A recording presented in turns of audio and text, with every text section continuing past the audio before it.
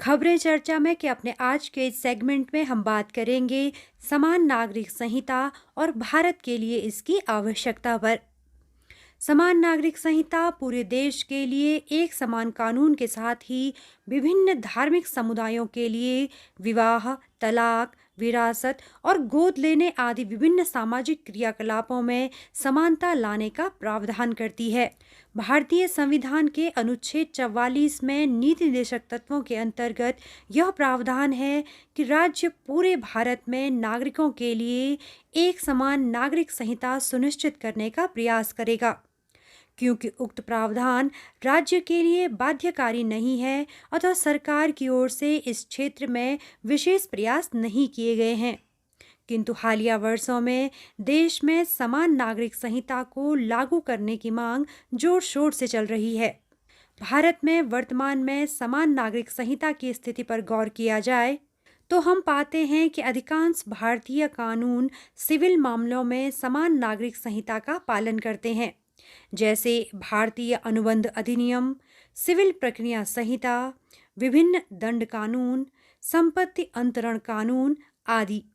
इसके अतिरिक्त संविधान के भाग 3 में मौलिक अधिकारों के अंतर्गत समानता का अधिकार वर्णित है, जिसमें राज्य के नागरिकों के साथ धर्म, वंश, जन्म स्थान, जाति आदि के आधार पर भेदभाव का निषेध किया गया है।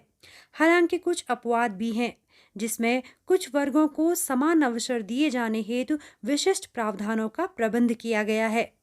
भारत में सिविल मामलों पर निसंदेह एक समान नागरिक संहिता का परिपालन किया गया है, किंतु विभिन्न धार्मिक, वैवाहिक, शैक्षिक गतिविधियों में समान नागरिक संहिता लागू किए जाने की मांग लगातार उठ रही है।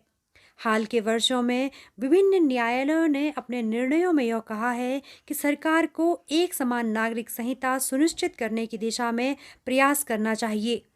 सर्वप्रथम शाहबानो केस 1985 में माननीय उच्चतम न्यायालय ने 3 तलाक को असंवैधानिक माना, जिसे संसद के जरिए कानून लाकर पलट दिया गया।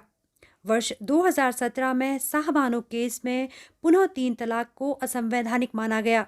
उक्त मामले के पश्चात विभिन्न धार्मिक संगठनों द्वारा इसे अपने धार्मिक मामलों में हस्तक्षेप बताते हुए सरकार द्वारा उक्त संबंध में लाए जा रहे कानूनों का विरोध किया गया। यहीं से समान नागरिक संहिता लागू किए जाने की मांग और तेज होने लगी।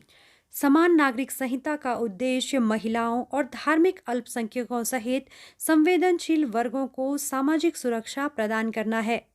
समान नागरिक संहिता विवाह, उत्तराधिकार समेत विभिन्न जटिल कानूनों को सरल बनाएगी, जिससे समान नागरिक कानून सभी पर समान रूप से लागू होंगे, चाहे वे किसी भी धर्म में विश्वास रखते हों। इसके अतिरिक्त यदि समान नागरिक संहिता को लागू किया जाता है तो वर्तमान में मौजूद सभी व्यक्तिगत कानून समाप्त हो जाएंगे, जिससे उन कानूनों में मौजूद लैंगिक पक्षपात की समस्या से निपटा जा सकेगा। भारत जैसे विशाल देश में जहां भाषाई, सांस्कृतिक, जातिगत विविधताएं विद्यमान हैं, वहां समान नागरिक संहिता लागू कर पाना किसी चुनौती से कम नहीं है। किंतु परस्पर विश्वास निर्माण के लिए सरकार और समाज को कड़ी मेहनत करनी होगी। हाल ही में इलाहाबाद उच्च न्यायालय ने केंद्र सरकार से समान नागरिक संहिता के क्रियान्वयन की प्रक्रिया शुरू करने को कहा है। वर्तमान परिदृश्य में निम्न आधारों पर समान नागरिक संहिता लागू किए जाने की आवश्यकता प्रतीत होती है।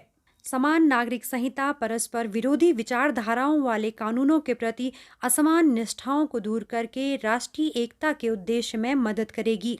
समान नागरिक संहिता का उद्देश्य महिलाओं और धार्मिक अल्पसंख्यकों सहित कमजोर वर्गों को सुरक्षा प्रदान करना है। यह संहिता विवाह, विरासत, गोद लेने संबंधी जटिल कानूनों को सभी के लिए समान बना देगी, जिससे कानूनों का अनुपालन सभी के लिए एक समान रूप से होगा। समान नागरिक संहिता के संबंध में सरकार व समाज को इसके प्रति विश्वास बनाए रखने के लिए कड़ी मेहनत करनी होगी। समय की मांग है कि सभी व्यक्तिगत कानूनों को संहिताबद्ध किया जाए, ताकि प्रत्येक समुदाय में मौजूद पूर्वाग्रह और रूढ़िवादियों को स्पष्ट किया जा सके, जिससे समतामूलक समाज की स्थापना को बल मिले।